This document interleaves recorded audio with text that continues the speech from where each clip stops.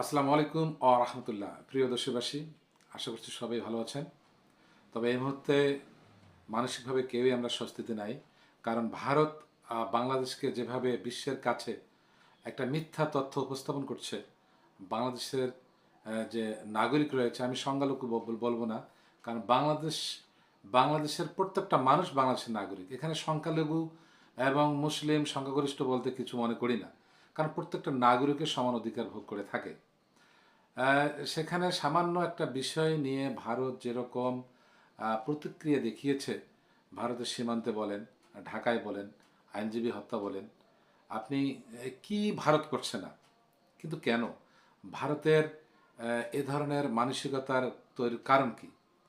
আমরা যতটুক আমাদের অভিজ্ঞতা বলে, আমি যেটা অভিজ্ঞতায় জেনে গেছি, যে ভারত একটি ধর্মান্ধ দেশ।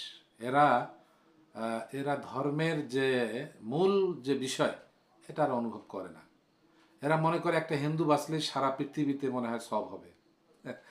আসলে মানুষ আল্লাহর সৃষ্টি, তাই না? মানুষ, আল্লাহ কাউকে হিন্দুদের রাখছে, কাউকে মুসলিম রাখছে, কাউকে বৌদ্ধ। প্রত্যেকটা ধর্মের প্রতি আল্লাহ নিজেই বলেছেন শ্রদ্ধা প্রদর্শন করো। সেখানে একজন মুসলিম মারা গেল, সেখানে আপনার কোনো বিবৃতি নেই, সেখানে কোনো ধরনের অ্যাকশন নেই, সেখানে কোনো ধরনের অনুশোচনা নেই। একজন দোষী ব্যক্তিকে গ্রেপ্তার করা হয়েছে, সেখানে ভারত নানান ধরনের অপতৎপরতা চালিয়ে যাচ্ছে।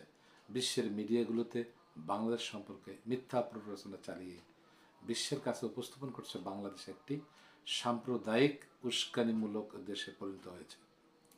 আসলে কি তাই?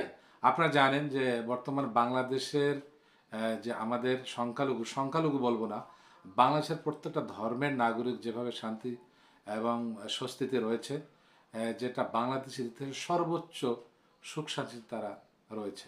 যেটি আপনার বিবিসি বলেন, আপনি ভয়েস অফ আমেরিকা বলেন, রয়টার্স বলেন, এমনকি গতকালকে দ্য হিন্দু একটা পত্রিকা ভারতের, সেটিও বলেছে যে বাংলাদেশে 5ই আগস্টের পরে এ ধরনের কোনো হিন্দু নির্যাতন ঘটনা ঘটেনি। তবে হ্যাঁ, বিচ্ছিন্ন ঘটনা ঘটতে পারে। এটি আমাদের মুসলিমদের মধ্যেও আছে, সব ধর্মের মধ্যে আছে। আপনি বিচ্ছিন্ন ঘটনাকে সামগ্রিক ঘটনা বলবেন, এটি তো কোনো রাজনৈতিক দূরদর্শিতার বা একটা দেশের সাথে আর একটা দেশের সম্পর্কের পরিপন্থী কাজ। কারণ বাংলাদেশ সরকার অত্যন্ত সতর্ক সেই দেশের নাগরিকদের নিরাপত্তা, এবং শুধু বাংলাদেশ সরকার না, যত দল রয়েছে দলগুলোরও আমরা লক্ষ্য করছি যে হিন্দু ভাই বোনদের বা অন্য ধর্মাবলম্বীদের ভাই বোনদের নিরাপত্তা দিয়ে যাচ্ছে। আর ভারত যেভাবে প্রোপাগান্ডা ছড়িয়ে বেড়াচ্ছে, যেটি খুব দুঃখজনক।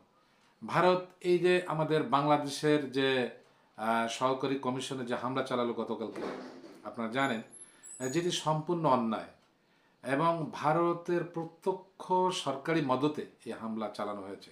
অথচ বাংলাদেশে এ ধরনের কোনো রাষ্ট্রীয়ভাবে কোনো ধরনের কোনো হামলা কোনো সংখ্যালঘুদের উপরে হয়েছে কিনা,